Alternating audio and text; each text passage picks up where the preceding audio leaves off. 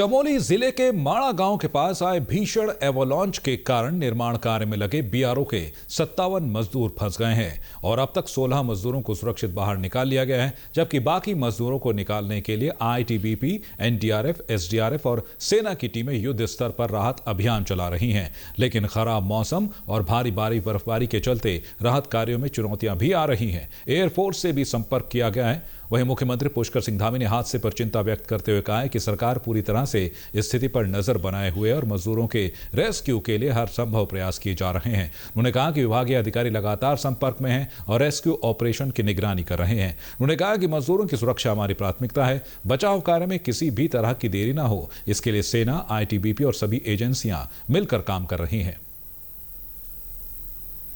हमारे 57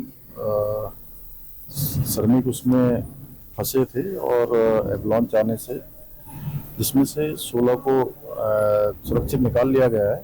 बाकी के लिए सभी प्रयास चल रहे हैं। सभी प्रकार की तैयारियां यहाँ पर कर ली गई हैं। एम्बुलेंस से लेकर आईटीबीपी की मदद ली जा रही है, अन्य संस्थाओं की मदद ली जा रही है। आपदा प्रबंधन विभाग हमारा पूरी तरह से सक्रिय, जिला प्रशासन भी और हम लोग स्वयं सभी लोग लगातार संपर्क में हैं और हमारा प्रयास है कि सभी को सुरक्षित जल्दी से जल्दी बाहर निकाला जाए।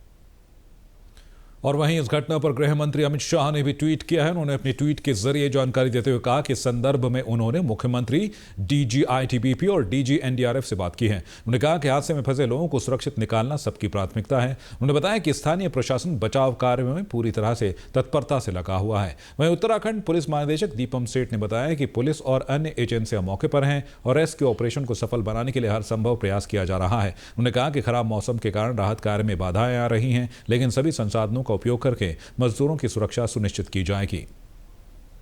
देखिए, अभी थोड़ी देर पहले ये सूचना भी प्राप्त हुई है कि माना गांव के पास एक एवलांच आया है, जो बीआरओ का वहां पे कैंप था उसके बहुत ही पास, और वहां पर उनके जो काम करने वाले लेबर थे, तो कुछ ने जो है वो वहां से भागकर वो दूर की तरफ आ गए थे। तो वहां से रिपोर्ट ये मिली, कुछ लोगों को वहां से रेस्क्यू भी कर लिया गया है और कुछ लोग जो अभी मिसिंग हैं उनके बारे में वहां पे राहत और बचाव कार्य जारी हो गया है।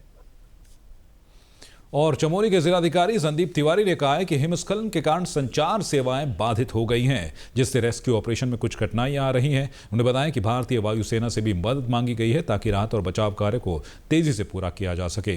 वहां संपर्क भी नहीं हो पा रहा है, ऐसे में सूचनाएं मिलने में दिक्कतें हो रही हैं और हमारा प्रयास सभी को सुरक्षित बचाना है।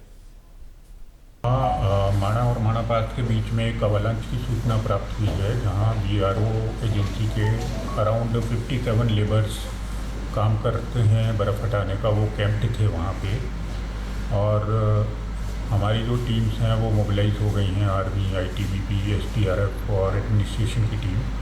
एक्टिव रेनफॉल है हमारे डिस्ट्रिक्ट में और हायर डिस्ट्रिक्ट में एक्टिव स्नोफॉल है, तो इसलिए हम हेली सर्विसेज अभी यूटिलाइज नहीं कर पा रहे हैं और मूवमेंट में भी डिफ़िकल्टी हो रही है। और वहाँ कोई सैटेलाइट फ़ोन और अन्य ऐसे कोई उपकरण उपलब्ध नहीं होने के कारण स्पष्ट कम्युनिकेशन वहाँ नहीं हो पा रहा है हम लोगों का उनसे। लेकिन अभी तक कोई ऑफिशियल सूचना हमारे पास किसी कैजुअलिटी की नहीं है और हमारी यही प्रयास है कि हम सब टीम्स को लेके एक कोऑर्डिनेटेड एफर्ट करके सबको रेस्क्यू करें। और ग्लेशियर हिमस्खलन के बाद भारतीय सेना की माउंटेन ब्रिगेड की एक समर्पित रेस्क्यू टीम को तैनात किया गया है। बचाव कार्य में 7 अधिकारी, 17 जूनियर कमीशन्ड अधिकारी और 150 अन्य जवान शामिल हैं, जो कठिन परिस्थितियों में लगातार काम कर रहे हैं। इसके अलावा डॉक्टरों की टीम भी तैनात की गई है।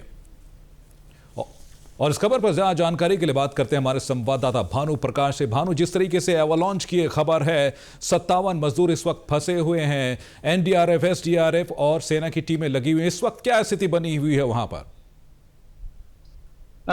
देखिए नसवान जी, मैं आपको बताना चाहता हूं कि ये जो घटना, मैं आपको बताऊं पहले कि ये सुबह 5:30 बजे की ये घटना बताई जा रही है और लगातार 24 घंटे से जो बर्फबारी हो रही है उसके कारण ये घटना हुई है। क्योंकि जो बर्फबारी हुई है इस बार जो है फरवरी में हुई है, तो फरवरी की जो बर्फ थी, अभी तक जो बर्फबारी नहीं हो पाई थी, उस बर्फबारी में जैसे ही ये बर्फ गिरी है और वो धीरे धीरे उसका भार बढ़ता गया और उन लोगों को ये यकीन नहीं था कि इस तरह से यहाँ पर इस तरह का घटना हो सकता है, और उन्होंने सुरक्षित ही जगह पर अपना कैंप बनाया था। तो ये जो है सुबह की घटना है, और लगातार उसके बाद जो बद्रीनाथ में बीएसएफ है और आईटीबीपी के जो जवान हैं वो जो है राहत और बचाव कार्य में लगे हुए हैं। दरअसल मौसम बहुत ज्यादा खराब है, अभी भी जो है वहां पर बर्फबारी ज्यादा चल रही है और बिल्कुल रुकने का नाम नहीं ले रही है।